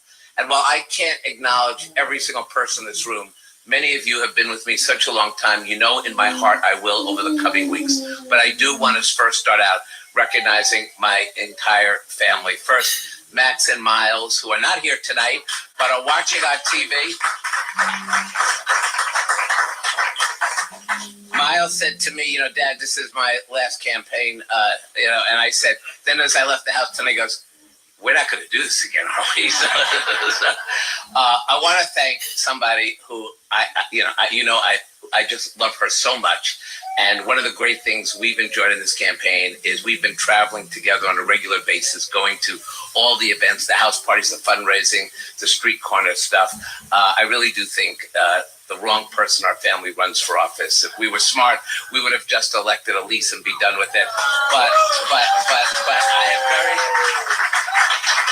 I am very, very lucky to have you, and I know that. And everyone here is thinking, yes, you're right. So, and I want to say, look, we were a small but mighty campaign staff, and I just want to thank the people on the ground who are with us every day. First and foremost, the person who inspired me to run and then literally left everything on the field, somebody who had to take her own personal attacks, sacrificed so much, somebody who I think Elise and I is right. She's just part of our family.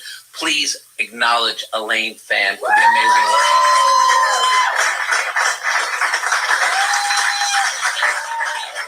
As our campaign chief of staff, she was in it every single day. And our chief advisor, John Liu, where is John? Is he here? He has been an amazing. He has been amazing. I thank him. His advice has been incredible. I think I just want to say thank you. I also want to thank somebody who's been with me literally in public service for as long as I've been in elective office. I want to thank the person who really day to day just kept this campaign together. Please really congratulate Susanna Vickers for her amazing.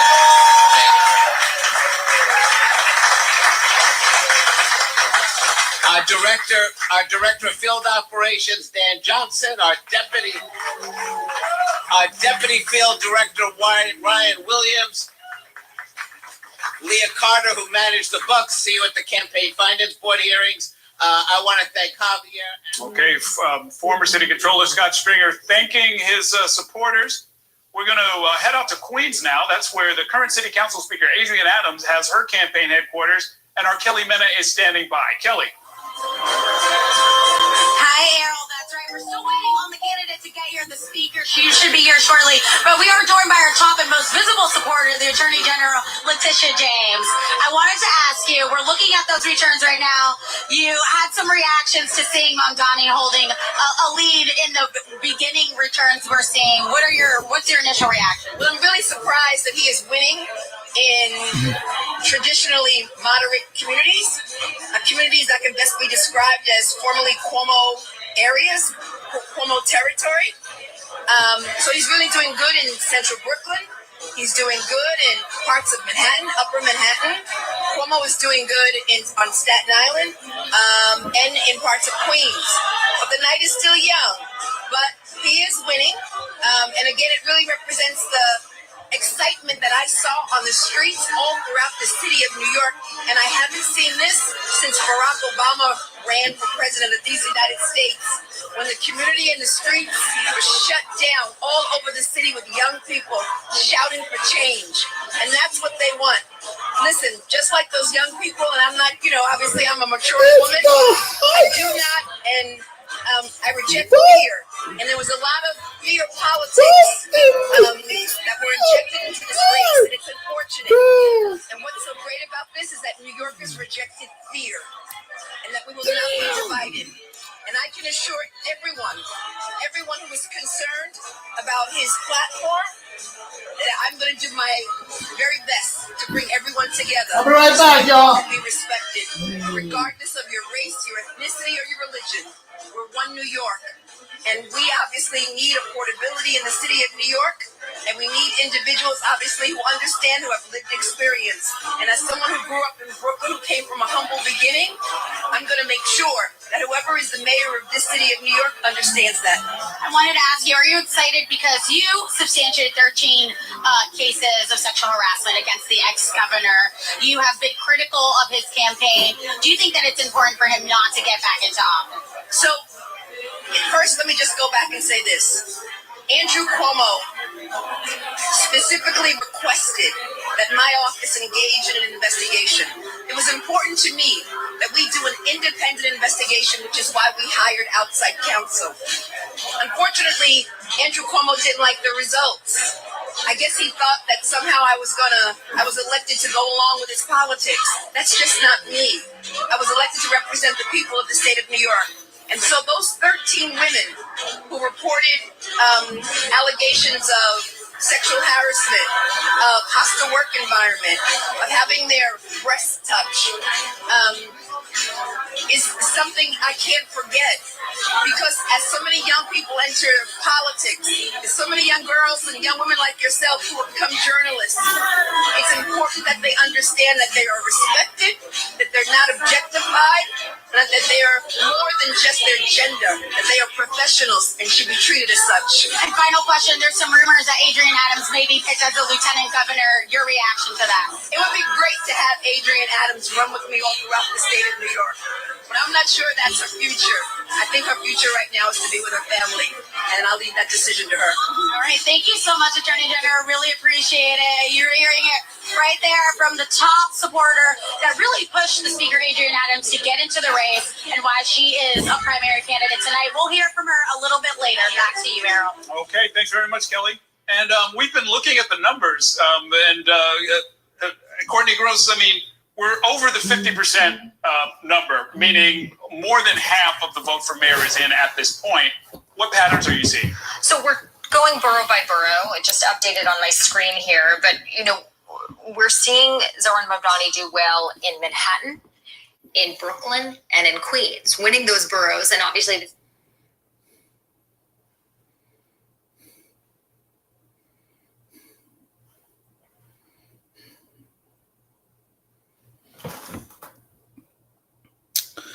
Congratulations to Panera Sanchez, who won 60% of the vote.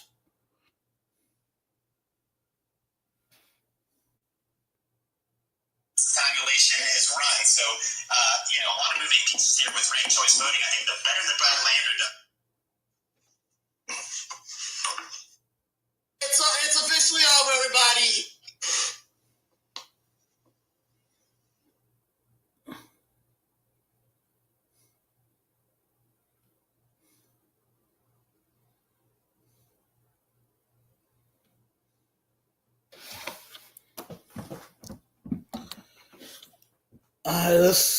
I'm gonna give like 30 more minutes, and I'll probably end it because I don't think they're gonna announce the mayor of the primary soon. It is pandemonium. People are energized by his presence because he understands that the campaign is coming from a place of understanding what needs to change in New Yorkers' lives, and we're going to get into office and actually make it happen. But Senator, that message of affordability, of creating more housing, is something that Governor Kathy Hochul talks about, and she is more of a moderate Democrat. Why do you think voters are turning to someone who's a member of the DSA and more on the left-leaning end, and he's only been in the state assembly for 2 terms?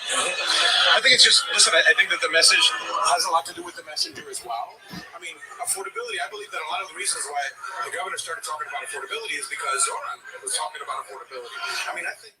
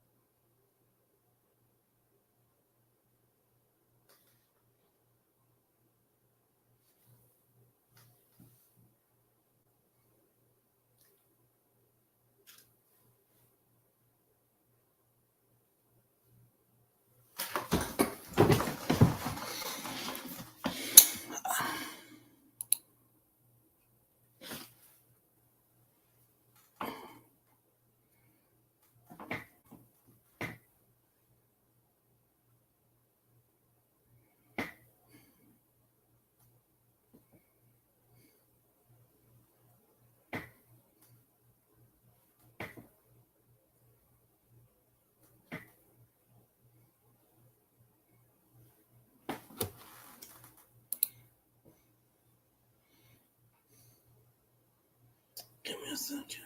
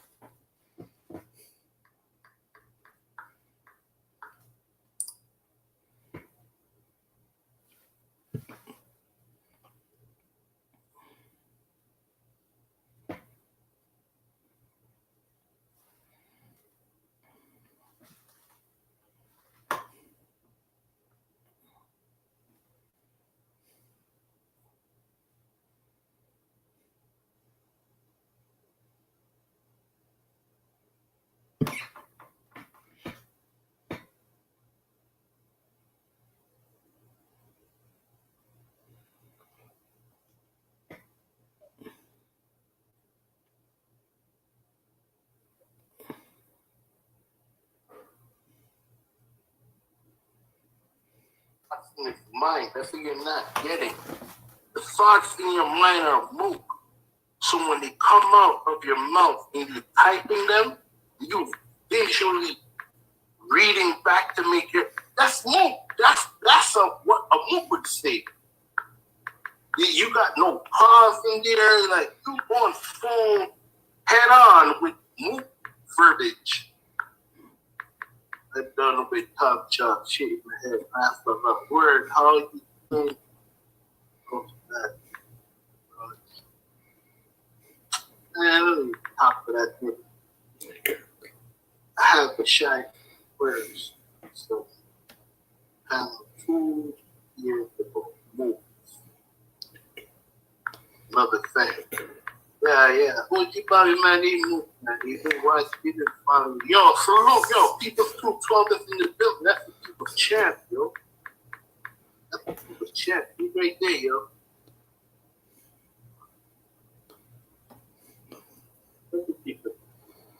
Third, life,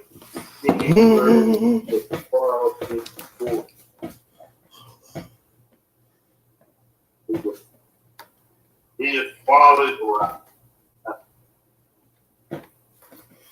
Good Lord, you're a top shot, man. You need to get on that video game. You're going to work off people. Everybody, I know.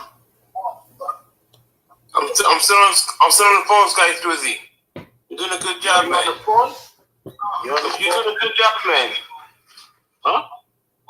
Yeah, I'm on the phone. Yo, you on the phone with Trash Out being it. Yo, man, what's going on? I'm on the phone, yeah, I'll be back. I should have one partner now. Got both feet.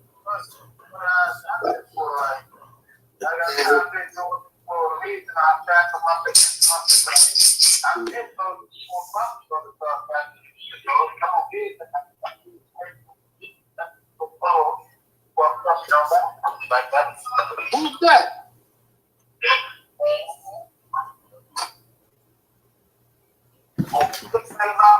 Like how to be disappointed, like I was on a bed, and they always want to not try to know. I'm on something so not ready to go back down.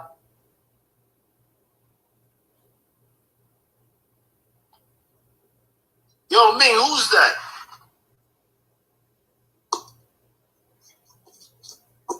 It's my brother, man. Alright, salute your brother, yo.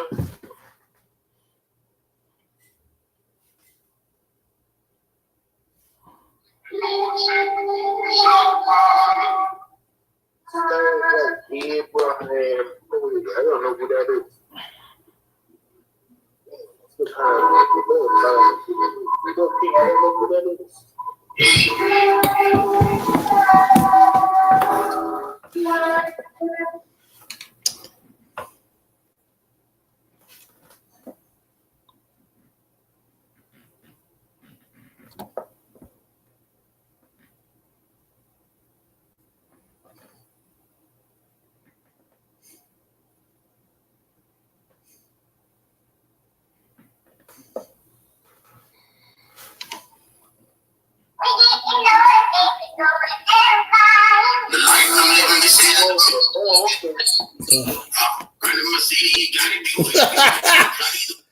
Hey, yo, Sky Switch, he's crazy. All right, let me see if I can go back to.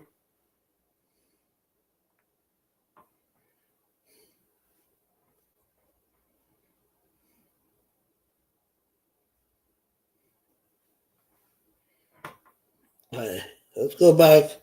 There we go, New York City results. Who's a candidate running out of Queens is addressing her supporters. Let's listen in. Into this race.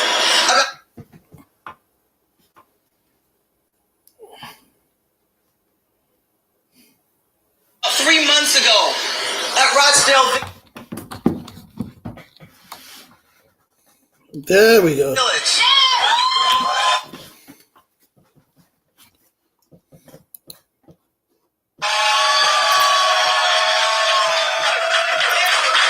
Good night, Simba. We propelled immediately to where folks who have been running in this race for a year and a half already were, and we leapfrogged. Panera Sanchez is back in.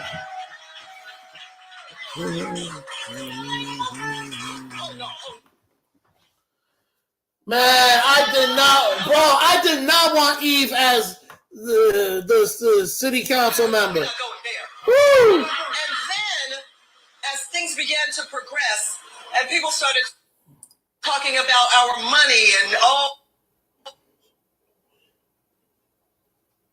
she's not going to get matching funds. Well, y'all that were watching, the matching funds came out 5 days after we got in the race. So logically, we knew that we were not going to get the first iteration of matching funds anyway. But I tell you what we did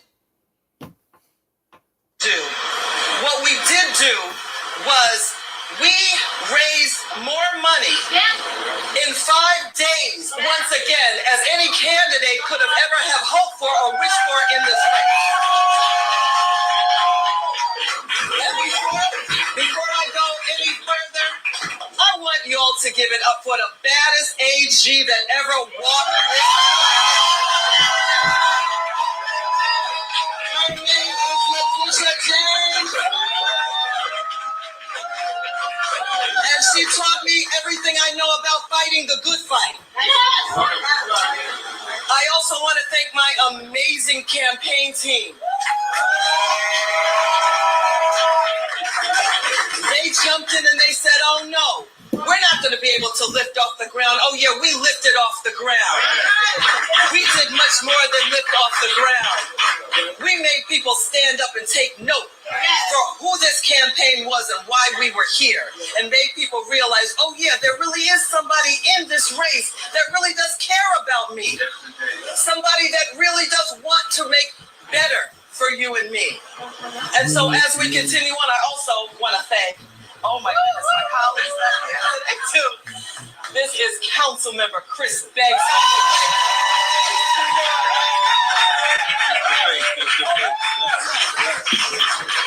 And I couldn't be here, of course. I talk about them in any speech that I talk about. My family.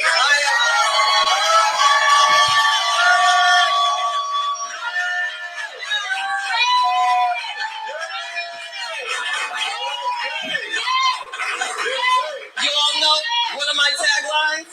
I am a wife, a mother, and a grandmother, and a sister. Here they are, some of them. The wife, the mother, the grandmother. All here to support little old me. Who thought and still believes that she could be the first woman mayor of the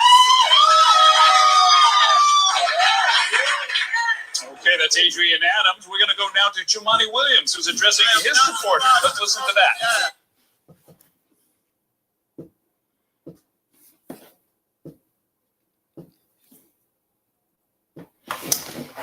All right, guys. I'm gonna end it right here.